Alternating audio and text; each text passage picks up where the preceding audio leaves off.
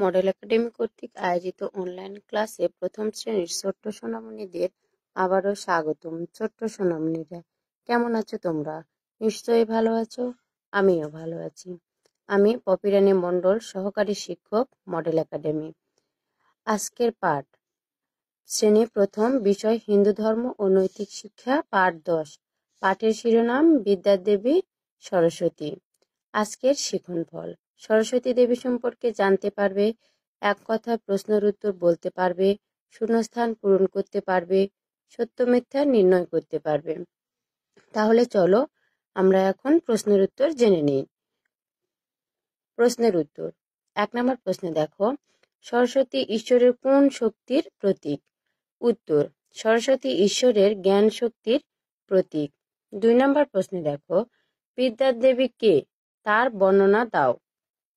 উত্তর, বিদ্যার দেবী সরস্বতী, তিনি শ্বেতবর্ণ, তার হাত দুটি, এক হাতে বীণা এবং অপর হাতে গ্রন্থ। সরস্বতী দেবী শ্বেতপদ্মে আসীনা, তার বাহন রাজহাঁস। 3 নম্বর দেখো, কে সর্বপ্রথম সরস্বতী পূজা করেন? উত্তর, সর্বপ্রথম সরস্বতী পূজা করেন শ্রীকৃষ্ণ। 4 নম্বর প্রশ্নে দেখো, কখন সরস্বতী পূজা হয়ে থাকে? উত্তর, মাঘ মাসের শ্রীপঞ্চমী তিথিতে সরস্বতী পূজা হয়ে থাকে। 5 নম্বর দেখো, সরস্বতী পূজা সর্বজনীন কেন? উত্তর, ঘরে ঘরে পূজার পাশাপাশি স্কুল, কলেজ, বিশ্ববিদ্যালয়, ক্লাব, পাঠাগার সর্বত্রই মহা আনন্দের সাথে সরস্বতী পূজা করা হয়ে থাকে। এজন্য সরস্বতী পূজা সর্বজনীন। এবার দেখো শূন্যস্থান, সরস্বতী ড্যাশ আসীনা, তাহলে শূন্যস্থানে হবে শ্বেতপদ্মে আসীনা। 2 নম্বর শূন্যস্থান দেখো, সরস্বতী পূজা ড্যাশ পূজা, শূন্যস্থানে হবে সর্বজনীন। 3 নম্বর শূন্যস্থানে দেখো, ড্যাশ তিথিতে সরস্বতী পূজা হয়ে থাকে। উত্তর, শ্রীপঞ্চমী তিথি হবে। 4 নম্বর দেখো, বীণা ড্যাশ প্রতীক, শূন্যস্থানে হবে বীণা সঙ্গীতের প্রতীক।